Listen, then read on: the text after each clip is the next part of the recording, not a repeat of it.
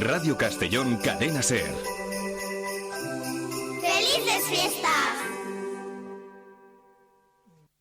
Pense que ha arribat l'hora del teu cant de València. A vivir que son 2 días Castelló. Tenies el moment del teu cant de València. La volies cantar sense solemnitat, sense mediterrani, sense grecs ni llatins, sense picapetrers i sense obra de mort.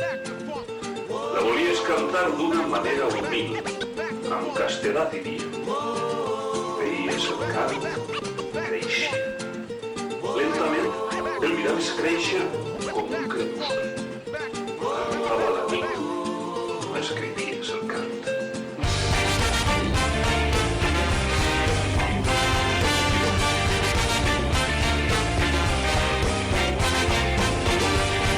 I continuem en A vivir que són 2 días Castelló en Ràdio Ateneu. A partir d'ara ja té autonomia pròpia, sí, estat propi independent, probablement també. Hem de fer marcar-lo amb una creueta. Volem que siga independent Ràdio Ateneu?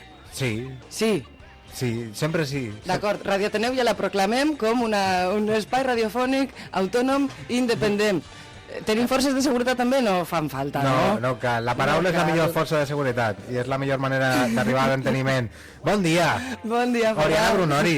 Cada cop se'ns va més el cap i això... Jo crec que sí, que acabarem venint els geos i... estem soltant molt la llengua, jo no sé què el que pot passar bé. Home, clar que hem de soltar la llengua. Que ens ho passem molt bé i que gaudim d'aquest espai radiofònic de llibertat on podem contar totes aquestes propostes alternatives d'oci i de cultura que difícilment es troben als mitjans de comunicació. Així que jo crec que podem estar contents de fer Ateneu a la ràdio. Així és, i que dure, no sé si 81 anys, però ja estaria bé. Bueno, clar, jo no podré, perquè ja tinc uns quants, entonces l'esperança de vida Sempre seria... estàs fent bromes en la teva edat, Ferran, eres més jove que jo, així que fes el favor de parar. Més jove, no de molt, però un poc més sí. Però si afegim els que tinc, els 81 que avui celebrem, que aquesta setmana celebrem, doncs són uns quants, no? Són uns quants, però jo el pacte amb el dimoni ja el tinc fet, que total... Bé, Conta'ns, per què celebrem 81 anys? De què? De qui? anem per feina. A veure, que avui comencem amb un viatge. El punt de partida del programa és un viatge enrere en el temps per traslladar-nos a un dels moments més destacats per a la història de Castelló i sobretot per a la llengua i la cultura. Tanquem els ulls i rebobinem 8 dècades. Tornem-los a obrir i veurem com el paisatge és molt diferent al que veiem cada dia, tot i que ens resulta molt familiar. No intentem buscar el mòbil a les butxaques perquè no en tenim. Mirem cap a dalt i descobrirem que no hi ha edificis alts i tampoc sentim el soroll del tràfic ni els claxons dels cotxes. Ens hem traslladat al 28 de desembre de 1932, dia en què els principals escriptors i entitats culturals valencianes es reunien per signar les normes de Castelló. I amb la nostra màquina del temps tornem fins al desembre de 2013 i ens preparem per viure una setmana d'intensa activitat cultural. I per aquest motiu hem convidat a Beli Flors, que és portaveu de Castelló per la Llengua. Benvingut. Bon dia. Bon dia, bona hora, com estem? Molt bé, moltes gràcies. Estem molt contents de poder participar d'aquest espai. Contents i calentets, perquè ens estava comentant a Beli que el que sentim així a la ràdio és que els cascos donen una miqueta de calor a les orelles, i és de veres. Jo crec que estic acostumat ja, Perquè se t'han acoplat fora fa fresca, això està calentet i això fa que ens quedem sempre més temps del que toca. En fi, anem per feina, Beli. Estem d'aniversari de les normes de Castelló, sí. Un fet històric que cal reivindicar perquè té un significat importantíssim, no? Precisament on està aquesta importància de les normes? Pues, la importància de les normes, Castelló per la Llengua som una entitat, una plataforma, no?, que agrupem diversos partits polítics, sindicats, associacions culturals, etc. I reivindiquem les normes de Castelló perquè entenem que en la nostra tasca de defensar la llengua dels valencians ens dona 2 lliçons que són crucials, 2 lliçons que bàsicament són una lliçó d'unitat i d'acord entre sectors moltes vegades diferents, que puguen tindre ideologies fins i tot diferents, però que se posen d'acord en un objectiu comú, que és posar la llengua dels valencians en el centre de la vida social al País Valencià. Per tant, entenem que aquesta lliçó d'unitat, no? és molt important. És una lliçó del passat, però nosaltres no ho entenem com a un simple homenatge retrospectiu cap al passat, sinó que nosaltres volem agafar això per a projectar-ho cap al futur, recuperar aquest esperit i treballar, diguem, per la normalitat de la llengua, no? Perfecte, important, està clar que no és... Era un tema que debatien i que van arribar a aquest acord al 32 amb les normes de Castelló, però podríem dir que continua sent un tema d'actualitat. Jo no sé si per a bé o per a mal, no? Encara estem parlant de l'unitat de la llengua, de la normalització, evidentment seguim vivint en una situació de diglòsia i tal com van les coses, jo no sé si el futur és una miqueta fosquet o bé, podria ser un altre tema de debat, no? Sí, podria ser un altre tema de debat, però és veritat que la llengua catalana en aquests moments està al blanc, no?, dels atacs d'una certa concepció de l'Estat, no?, que se construís contra la diversitat cultural, contra la diversitat lingüística i que no entén que precisament aquesta diversitat cultural de llengües, de cultures dins del mateix estat és una cosa que aporta molta riquesa i en cap cas una cosa que hauria de generar conflicte, no? Estem malauradament massa acostumats a que n'hi ha determinats sectors que utilitzen la llengua només per a crear conflicte i no per a generar unitat, per a generar cohesió social i, diguem, tirar endavant la societat, no?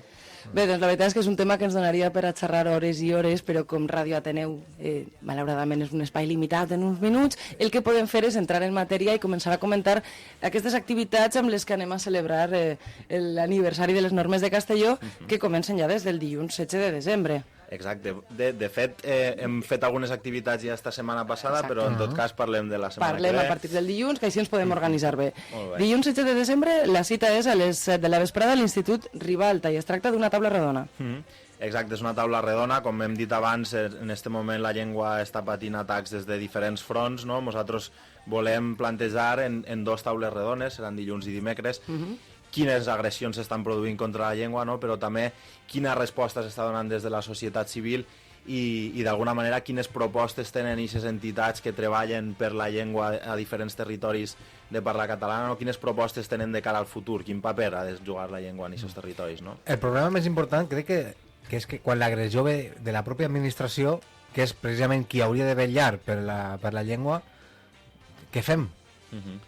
Està clar que sí, en un poder polític que es jugui a la contra o que utilitzi la llengua, no, precisament per a generar conflicte o fins i tot, bueno, en una intenció clara de substituir la llengua, no, de que la llengua se deixi de parlar, ens trobem en una situació molt complicada. Per això precisament cal estar al carrer, cal conscienciar a la gent, les taules redones poden servir per això també, però cal sobretot estar al carrer dissabte, que farem una manifestació, però també en qualsevol ocasió, no? Per exemple, ara mateix porto una samarreta d'una vaga que va haver a les Illes, una vaga indefinida de mestres contra una llei que el que volia fer era arraconar el català a l'escola de Mallorca, no? Pues, hem d'aprendre també d'aquestes situacions i per això també tindrem a gent de Mallorca dilluns a la taula redona. Molt bé, aquesta taula redona sobre la situació de la llengua a Catalunya, les Illes i la França, que serà el dilluns 16 de desembre, mentre que el dimecres 18 de desembre, sempre amb el mateix títol, el que abordareu és la situació de la llengua al País Valencià. Exacte, enteníem que, bueno, una cosa, està molt bé conèixer la situació a tres territoris, no? Està bé fer aquesta consciència, però que també hem de conèixer realment quina situació s'està vivint al País Valencià, quins problemes té la llengua al País Valencià, i llavors parlarem amb gent d'Acció Cultural del País Valencià, gent d'Escola Valenciana, gent del Sindicat de Treballadors de l'Ensenyament del País Valencià i en un membre del Comitè d'Empresa de Ràdio Televisió Valenciana, perquè és l'atac més flagrant, no, que hem viscut les darreres setmanes contra la nostra llengua és que ens deixen sense un mitjà de comunicació que ens servisca per a representar-nos, per a pensar-nos com a poble i a més que estigui en la nostra llengua, no? Sí, que és una agressió terrible i jo crec que l'única lectura positiva que podem permetre'ns és que igual el calbot que ens han pegat ens pot fer obrir els ulls i començar a fer moviment ja. Sí, perquè jo recordo que l'any passat ens vam trobar la manifestació, una de les manifestacions més multitudinàries que he viscut jo a Castelló i que més il·lusió m'ha fet especialment, i parlaven tu i parlaven de TV3, que ja no teníem senyal, de que volíem recuperar-la, i ara resulta que ni TV3 ni Televisió Valenciana. Sí, nosaltres diem, en algun tuit havíem dit sense senyal i sense canal, no? Ens han deixat absolutament... Bueno, la política comunicativa del PP en aquest sentit se pot llegir com una manera d'aconseguir que la televisió estigui 100% en castellà, no? Passem el 2008, potser n'hi havia 6 canals en català al País Valencià, doncs estem en una situació en què en tenim 0, no? Llavors és tan flagrant l'atac que crec que és important donar una resposta i dissabte tenim una bona oportunitat per a donar una resposta. Així és, però abans de dissabte no ens saltem un altre dia en el que també hi ha una activitat divertida, musical, en aquesta ocasió, que serà el divendres dia 20 al Paraninf de la Universitat Jaume I, un concert. Exacte, sí, un concert en Miquel Gil i Pep Gimeno Botifarra, són dos dels exponents principals de la música en valencià, de la música d'arrel, que busquen les arrels de la música pròpia però que ho projecten també cap endavant, com nosaltres ens agrada fer en les normes, no? És un honor tindre aquestes dues persones a l'escenari, serà a les 8 al Paraninf de l'UGI I també només recordar que les persones que vulguin anar al concert poden comprar les seves entrades a la llibreria Argot, a Babel i també a la Plácido Gómez de la universitat, la que està en l'Àgora de la universitat. I ara sí, arribem al dissabte 21 de desembre. És el dia anterior al meu aniversari, ho he de dir, t'ho recorde, Ferran, per a que em felicites la setmana que ve. Ja ho sé. El dia més important de tota aquesta... Que fas 28. I mig. Bé, a veure, que ens tornem a desconcentrar. Dia més important en aquesta setmana d'activitats serà el 21 de desembre i comencem a bona hora, no? Comencem ja de bon matí. Comencem de bon matinet, a una hora que és una incògnita, perquè la gent que ha organitzat l'excursió vol que la gent estigui puntual allà, i per tant, sí, és una excursió pels camins del desert, és un grup excursionista de la comarca de la Safor, que tots els anys han participat de la commemoració de les normes, des de la meitat dels anys 90, i que els agradava també conèixer el territori, no?, de primera mà, i per tant anar al desert de les Palmes i donar a conèixer aquesta part del país a la gent d'altres comarques. Genial, així que comencem amb un matí excursionista i després tornem a baixar al Pla, anem a la plaça Santa Clara i a les 11 del matí s'obri la fira. Sí, a les 11 del matí s'obri la fira per a la gent que no hagi volgut anar a l'excursió, perquè si no, no arribarà. Per a la gent més calmadeta, sí, tenim una fira d'entitats on volem fer un aparador, no?, de totes les entitats que treballen per la llengua, però també d'altres iniciatives, com puguen ser editorials, grups d'esplai, gent de la cultura popular. Llavors tindrem diversos tallers també, actuacions a l'escenari durant tot el dia. I també activitats per als més xicotes de la casa, amb animació infantil a càrrec de Botafocs i Esplai Pentecosta. A les 12, també, altre moment que no ens podem perdre, signatura del llibre. Les normes de Castelló, sí, les normes de Castelló, els 100 anys de les normes de l'Institut d'Estudis Catalans. Enguany, a més dels 81 anys de les normes, se complixen els 100 anys de les normes ortogràfiques de l'Institut d'Estudis Catalans, que són la base sobre la qual se construïen les normes. Les normes són una mera adaptació d'aquestes normes i, per tant, Vicent Pitar, que és un filòleg castellonenc, ha estudiat la relació entre les dues normatives i estarà allà signant els llibres i bueno, parlant amb la gent que se vulgui arrimar. Molt interessant. Serà a les 12, aquesta signatura de llibres amb Vicent Pitar, i a les 12:30 també un altre moment, jo crec que divertit per a compartir amb tota la família. Sí, exacte, com ja fa 3 anys, no? Rosabel Canós farà un contacontes per als xiquets, que, bueno, des de les 11 fins a les 12:30 i que s'acaba el contacontes n'hi ha activitats per a xiquets a la plaça de Santa Clara de Castelló. Perfecte. A les 2 heu preparat un dinar amb opció vegetariana, que serà també a la plaça? Sí, també a la plaça mateix. A la plaça Santa Clara. I com continua la vesprada i la nit? Perquè encara queda més. A la vesprada, a les 6 de la vesprada, des de la plaça de la Independència, des de la Farola, i serà la manifestació que és l'acte central, no?, de tota la commemoració. Nosaltres agafem una commemoració històrica, però el que volem és reivindicar-la en el present, no?, i això ho fem des del carrer, que és on se poden reivindicar les coses i on ens poden fer escoltar, no? Fem una manifestació que porta per lema "Per un país de tots, escola valenciana pública i de qualitat", i on reivindicarem, ens manifestarem contra la llei orgànica de millora de la qualitat de l'ensenyament, la llei Wert, que suposa un atac important a la llengua a l'escola. Ens manifestarem per Ràdio Televisió Valenciana i per disposar de mitjans de comunicació públics de qualitat i en la nostra llengua, i també contra les agressions lingüístiques que estan patint algunes persones pel simple fet de parlar valencià davant d'algun agent de l'autoritat, o això que s'ha produït a Almenara, que s'ha produït a Borriana últimament, i que creiem que és un tema que s'ha de posar sobre la taula també. Vaja, i Ferran, si ens parem a pensar, la veritat és que motius pels quals manifestar-nos cada setmana en tenim més, eh? Desgraciadament sempre en tenim, i cada volta en tenim més. Però bueno, més sortirem al carrer. Més sortirem al carrer. I després d'aquesta, diguem, aquesta acció més reivindicativa, la manifestació, la jornada culmina amb una altra activitat més lúdica, musical. Sí, exacte. Volíem combinar, no?, els diferents tons, més acadèmic, més musical, més reivindicatiu, no? Per la nit farem un concert en Pepet i Marieta i Agraviats, a la sala de la consulta del doctor, i llavors, bueno, també reivindiquem, no?, la música feta en valencià des del nostre territori, no?, i llavors és una bona ocasió per a tancar-li els actes d'una manera un poquet més divertida. Doncs en aquest concert acabarem per avui. Acabarem per ara.